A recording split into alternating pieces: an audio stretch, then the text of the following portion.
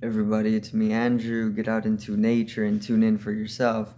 Resonate with the Earth's electromagnetic field via 432 hertz, the universal frequency.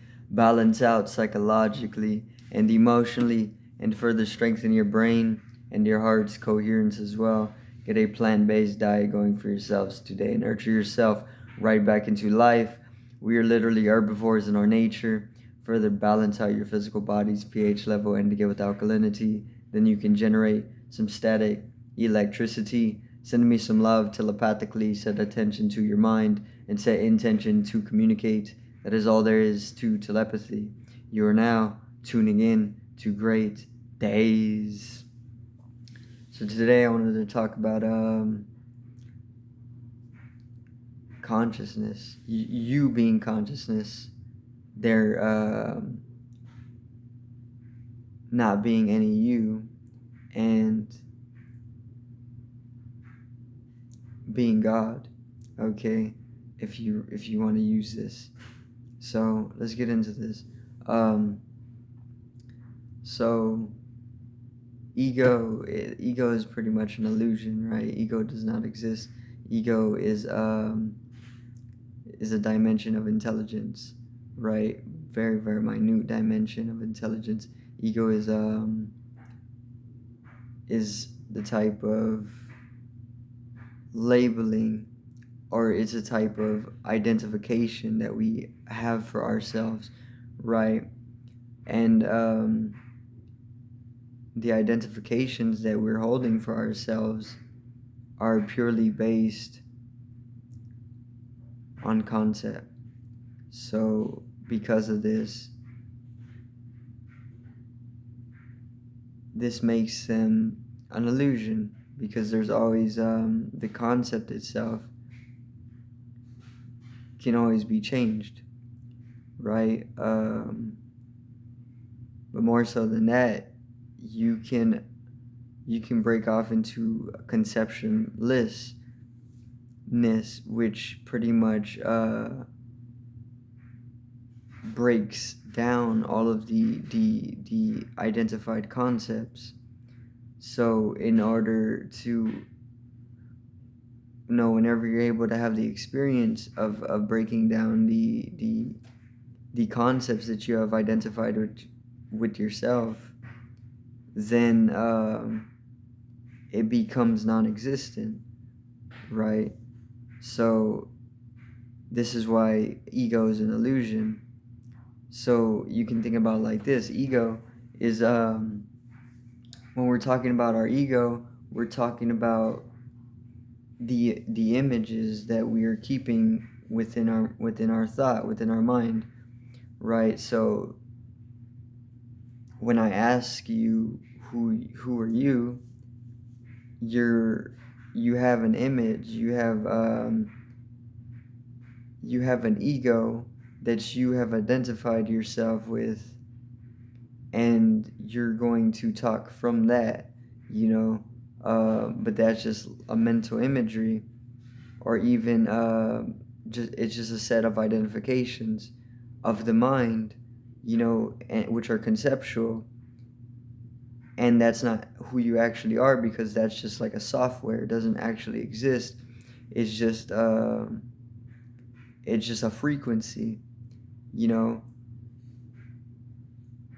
And what actually exists is the consciousness, or the consciousness doesn't exist either, but it's more true and it's more pure to the eternal now, right? So the awareness, once you start getting into the dimensions of awareness, you can completely change the experience, which allowed you to previously identify with falsehood, or false concepts. So if I was to ask you who are you, and you never had an experience beyond the fixation, or beyond the quote unquote normal state of awareness, you're going to give the answer that is expected, right? But that answer is coming from a set of identification that is within that level of awareness or that fixation, of state normal states, right? Which have all been given to you. The normal state of awareness has been programmed into you, or conditioned into you, so you're only of a fixated state of awareness, which we're calling normal state of awareness, but it's not actually the normal state of awareness. It's just it's just an agreement. It's a dimension, which is an agreement. A dimension is a collective agreement, right? So we are within a specific dimension of consciousness, and this has been collectively agreed upon, so we can exist and do things on in the corresponding realm or the server. So if you're able to have an experience that is beyond that fixation or beyond that dimension, that we're currently in and that we're calling the normal state of awareness, then that normal state of awareness becomes, it's no longer the normal state of awareness. It's just another state or another dimension of awareness or consciousness, right? And the more that you're able to recede into deeper dimensions of mind or deeper dimensions of consciousness, then the normal state of awareness that you were conditioned into will just be another state of awareness, right? And that's exactly what you want to do, or that's exactly what's going to happen, because that's the inevitability, because things are not permanent. There's no permanency. Everything is in fluctuation, is in change, is in change. So due to that fact, the collectively agreed upon state of awareness that we're keeping is gonna change, and we're gonna get into like a collective dream time, right? A collective dream state. The thing about dreams is that when we're dreaming, everything is happening at once. Everything is happening at once, and nothing is agreed upon, even though it's in collection, which is also spirit. So it's spiritually non-agreed when we're in a dream. You can come to agreements, but there's also like a cessation of action, right? That allows for the expansion of awareness, to be able to see, to be able to observe multiple different planes going on at once, right? And this is completely beyond the body, right? So within that state of awareness, there's multiple bodies, there's multiplicity, and that's more of a multiversal awareness, and everybody has access to that, and everybody is already in this, right?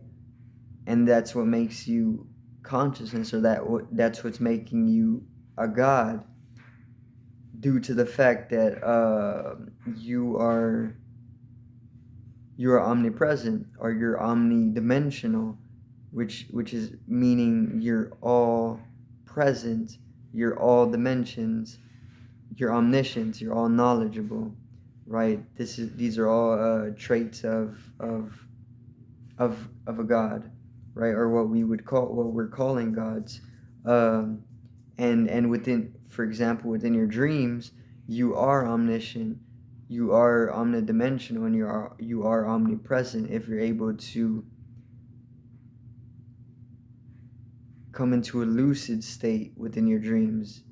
And you need to be lucid within the dream in order to be aware of these characteristics. The character, or these various different qualitations are already there.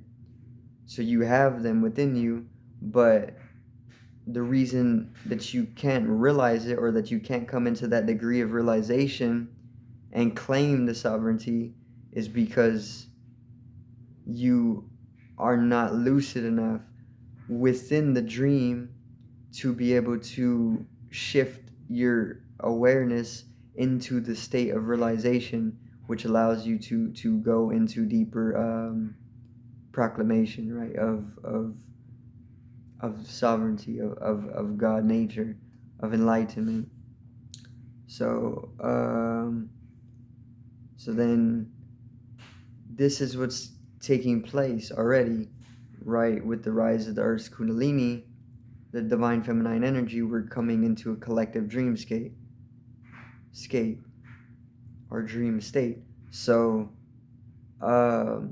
what's happening is that the agreed upon state of awareness that we've been keeping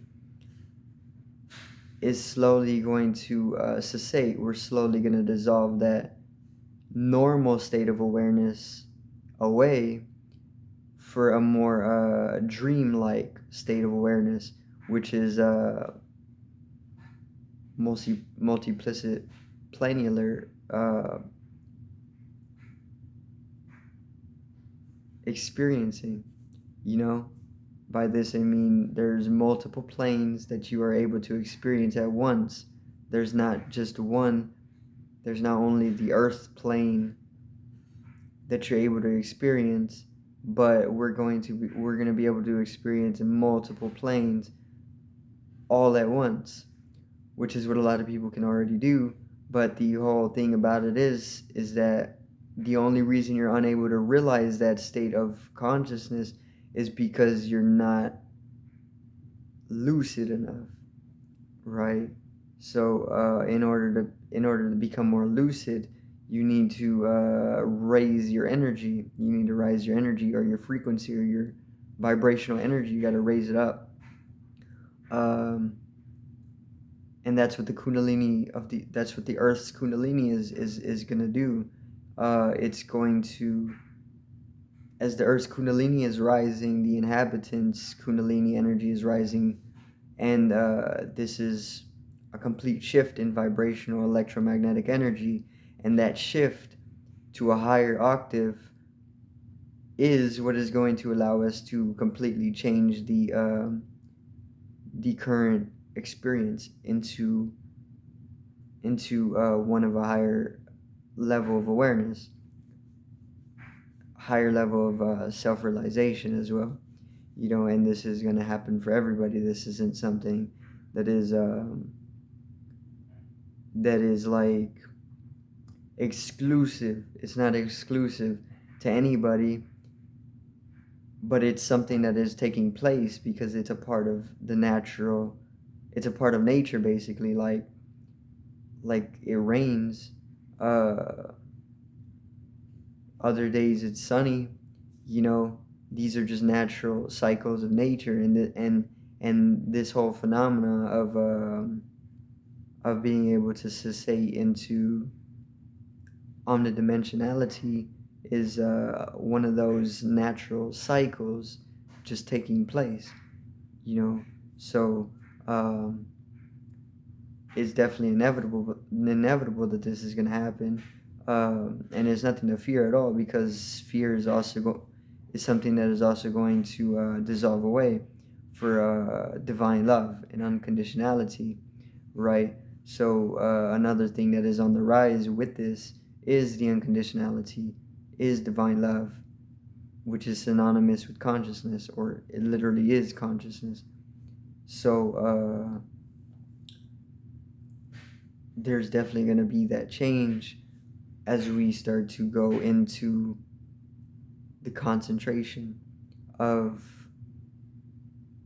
energy into a singularization of mind and heart. And that's most definitely going to be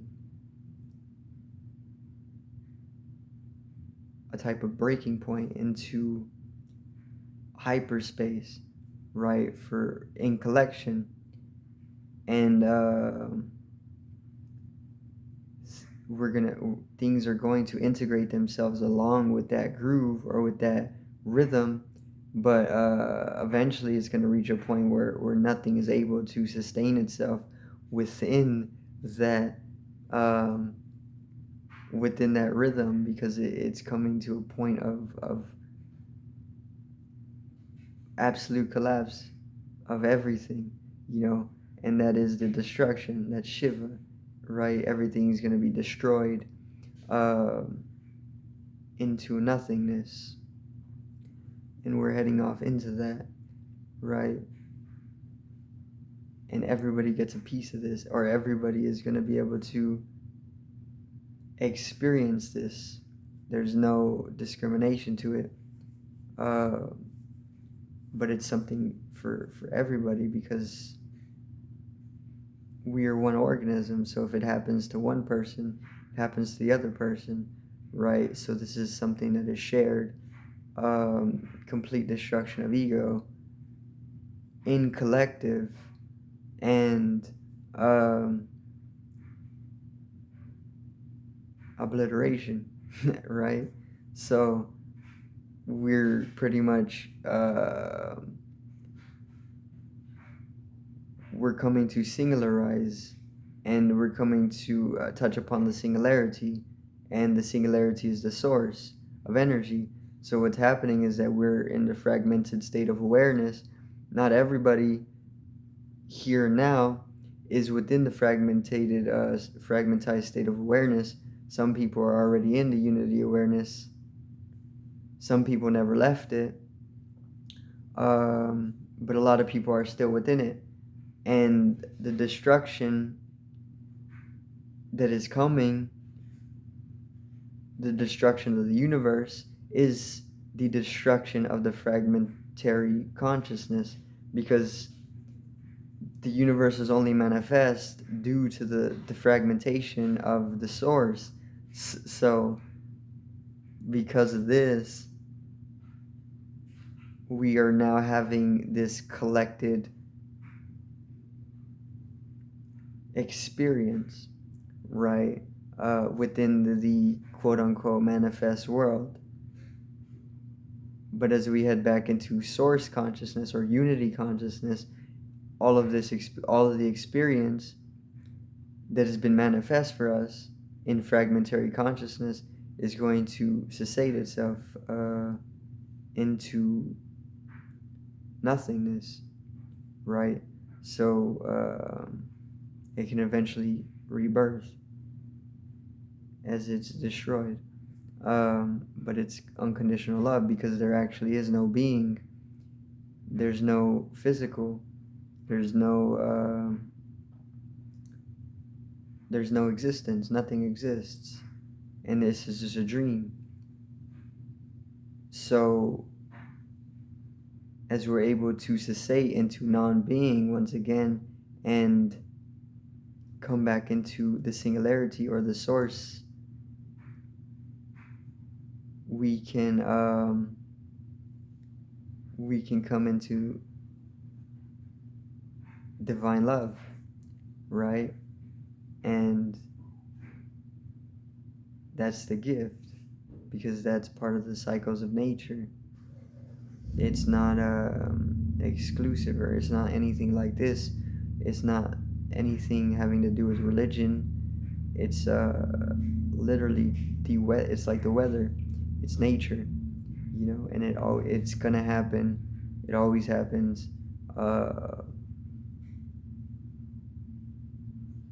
And there's nothing you can do to stop it, or there's nothing you can do to escape it either, because there's no person to escape it. So it's something that happens of itself inevitably, and it is death, basically. Death is eternal life, which is the singularity, touching upon the singularity, right, which is the source of existence, non-existence, zero, Um, the sun is the source.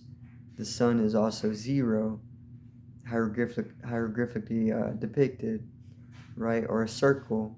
The circle means wholeness. So it's nothing, but it's also something because it gives way to the manifest universe, right? So you can dissolve away, cessate being, or cessate action at the very least, into being, purify this, and then cessate being itself into non being, and then purify this, and then go deeper into this, and to remain absolute for eternity, and that's eternal life, right? Uh, and that's the transcendence of death. It's not something conceptual because concept ceases to exist long before the uh, the absolute realization, right? So it's nothing. It's non-dimensional either because dimension also ceases to be long before the absolute realization as well. So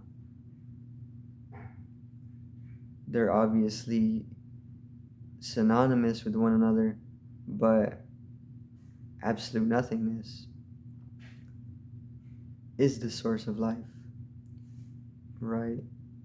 So this is where it's going, into absolute nothingness. And